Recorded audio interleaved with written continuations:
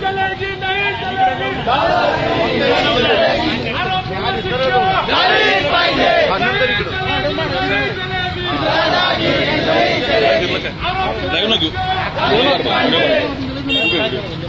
दोन मिनिटात लागेल फक्त निघून राहिले अरे ऐक ना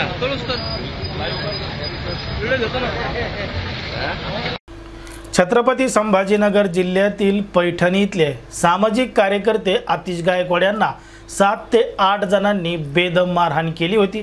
त्यामुळे ते गंभीर स्वरूपाने जखमी होऊन दवाखान्यामध्ये उपचार घेत आहेत।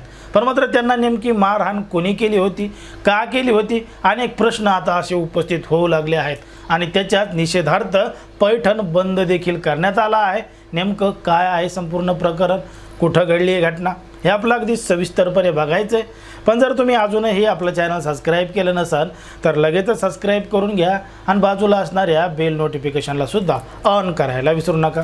पैठणीतले सामाजिक कार्यकर्ते आतिश गायकवाड यांना काही 7 ते 8 जणांनी बेदमपणानं मारहाण केली होती। कारण की संध्याकाळी ते घरी जात असताना 3 मोटरसायकलवर 8 जण आले आणि त्यांनी बदाबदा त्यांना मारहाण केली। त्यामध्ये ते गंभीर स्वरूपाने जखमी झाले, पण मात्र अंधाराचा फायदा घेऊन ते पसार झाले। आजूबाजूच्या परिसरामध्ये लावलेले जे CCTV कॅमेरे होते त्या CCTV कॅमेरेच्या माध्यमातून आरोपीची ओळख पटवण्याचा प्रयत्न पोलीस करत आहेत।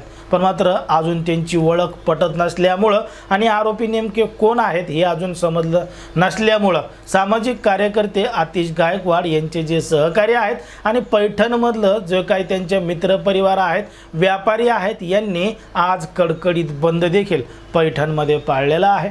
आता नेमकं आतिश गायकवाड यांचे शत्रू कोण असू शकतात, काय असू शकतात, या गोष्टींचा जर आपण विचार केला तर एक गोष्ट लक्षात येते। आतिश गायकवाड हे एक सामाजिक कार्यकर्ते आहेत आणि ते सर्व समाजाला धरून सगळ्यांचेच कामं करत असतात।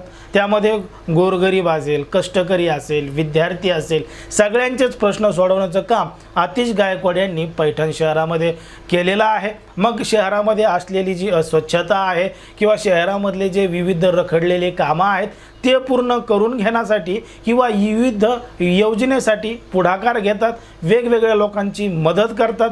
मग अशा सामाजिक कार्यकर्त्याला नेमकी मारहाण कोणी केली आणि कशामुळे केली, याच्या पाठीमागं काही राजकारण तर नाही ना, असे वेगवेगळे प्रश्न सध्या पैठण शहरामध्ये निर्माण झालेले आहेत।